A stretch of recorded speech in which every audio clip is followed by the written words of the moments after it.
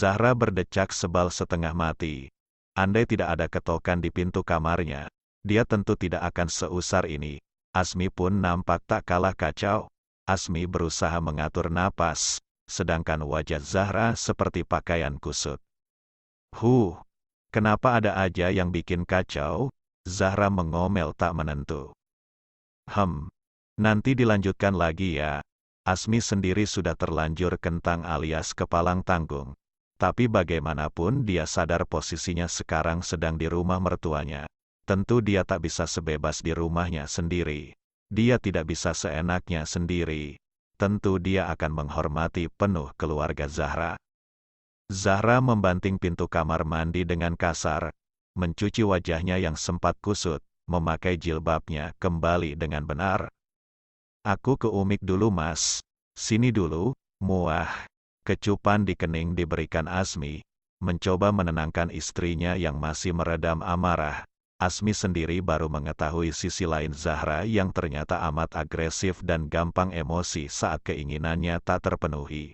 Andai Asmi tidak mau menenangkan, tentu amarah istrinya akan makin menjadi. Ini tolong berikan ke Umik, bilang oleh-oleh dari kita, yang ini buat apa? Apa ini mas? Zahra menerima 2 paper bag berwarna pink dan coklat. Yang buat Umik bros perak, yang buat Abah isinya tembakau khusus. Mas pesankan dari teman. Mas nyiapin ini semua? Ya iyalah sayang, biar disayang Umik sama Abah. Asmi terkekeh pelan. Mas kok baik banget sih? Zahra berkaca-kaca. Spontan Asmi merengkuh tubuh istrinya, memangkunya di pahanya. Iya baikan Umik sama Abah. Anaknya yang cantik ini boleh tak bawa pulang. Kecupan mesra di pipi Zahra. Zahra mengalungkan tangannya ke leher suaminya. Ada ketenangan di sana. Ingin rasanya Zahra berlama-lama. Sudah ya, nanti mas peluk lagi. Keburu dicari Umik. Asmi menepuk bahu Zahra. Zahra segera bangkit dan menuju ruangan Umiknya sebelum menemui tamu. Setelah menyerahkan bingkisan untuk Umik dan abahnya, ia pun segera berlalu menuju ruang tamu, melihat siapa yang datang. Tentu Zahra melihat sendiri betapa bahagianya wajah Umiknya mendapat perhatian dari menantu barunya. Benar Asmi, perhatian kecil akan amat berarti bagi orang tua. Assalamualaikum, oh, Bu Nyai Karimah. Ternyata Bu Nyai Karimah, Ibu Aulia yang datang. Zahra mencium tangan Umi Karimah dengan takzim. Zahra amat menghormati Umi Karimah, terlebih Umi Karimah yang memberi nasihat kepada Zahra agar segera menikah. Waalaikumsalam, Cah Ayu, Bu Nyai kale sinten, napa kale ning Aulia? Ndak, Umik diantar sopir, Aulia ngantar abahnya kontrol. Senyum Umi Karimah tersungging. Maaf ning Zahra, ganggu waktunya ya Umik. Mboten Umik, suara Zahra tergagap. Tadi Umik minta tolong sama Maulidia, pengen ketemu sama kamu, mau minta tolong sama sampeyan nak Ayu. Iya Umik, apa yang Zahra bisa bantu? Umik dapat firasat, agar Aulia segera menikah. Umik sudah berusaha menasehati Aulia, dia bilang iya, tapi sepertinya hatinya belum tergerak menikah. Mungkin masih agak trauma setelah ditinggal suaminya meninggal. Ia memang hidup penuh ujian Yanduk. Oh, Inggi Umik. Apa Umik sudah ada calonnya? Umik sudah tidak ingin menjodohkan Aulia. Kalau ada yang datang, Umik insya Allah akan senang hati menerima. Dek, Zahra terkesiap. Apakah ini semua tanda alam?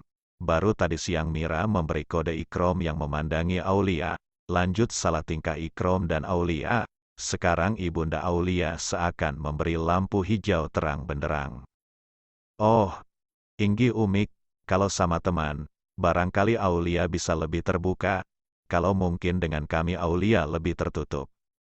Umik jujur khawatir dengan kesehatan abahnya Aulia, tiap bulan ini sudah cuci darah, suara para Bu Nyai Karimah nampak jelas bersama matanya yang berkabut.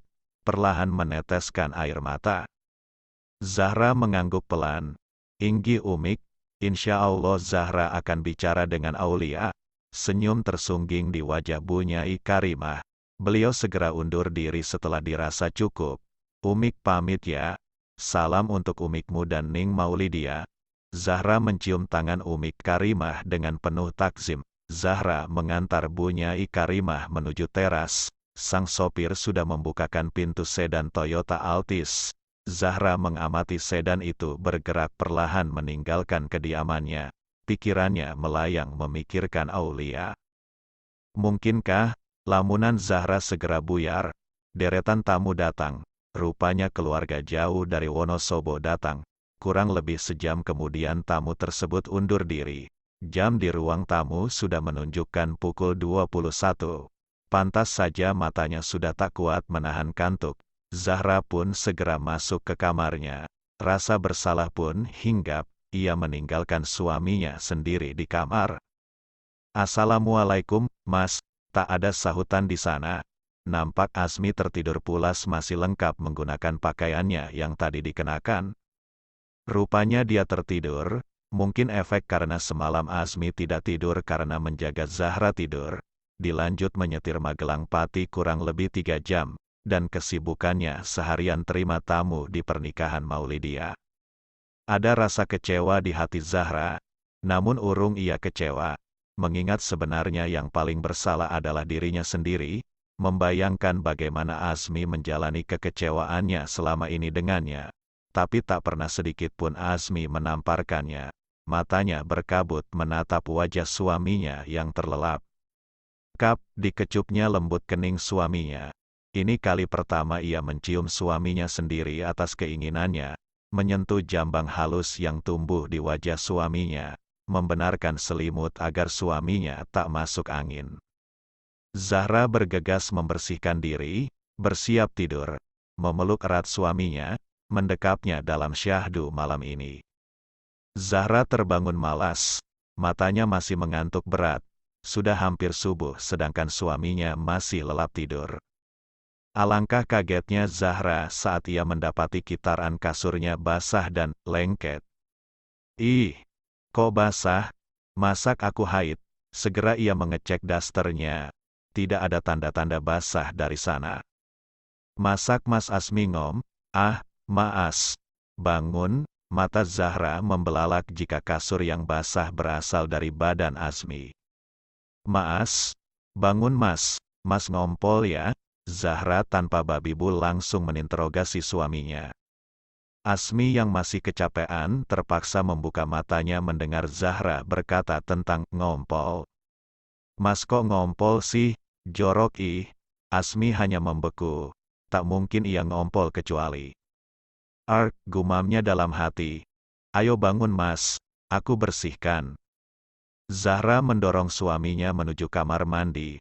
Asmi seperti kerbau yang dicocok hidungnya, menurut sekaligus menahan malu di sana. Ayo sarungnya lepas sini, tak cucinya. Zahra terus mengomel. Ia kembali ke kasur, melepasi spray dan selimut kamarnya. Kok enggak bau pesing ya? Kok baunya gini ya? Kayak amis-amis pandan, hii. Zahra bergidik sendiri. Mas ngompol beneran enggak sih?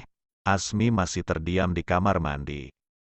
Sontak Zahra membuka kamar mandi, masih penasaran dengan apa yang terjadi. Wah, Zahra menutup matanya seketika. Asmi sendiri terkaget saat Zahra membuka pintu kamar mandinya. Brak, pintu kamar mandi ditutup kembali oleh Zahra. Masih terus terbayang di matanya apa yang baru saja dilihatnya benar-benar membuat kacau otaknya. 10 menit berselang, Zahra sudah membersihkan bekas yang tertinggal di kasurnya dengan tisu basah dan mengganti spray baru. Asmi keluar dari kamar mandi dengan badan terlilit handuk di area pinggang. Mas tadi ngompol nggak sih? Kok nggak pesing tapi baunya amis-amis pandan gitu? Zahra masih mencerca. Nganu dek. Asmi menggaruk tengkuknya. Kembali ia salah tingkah. Nganu apa toh Mas? Mas mimpi? Mimpi apaan sih Mas? Mimpi nganu? Sama kamu astagfirullah.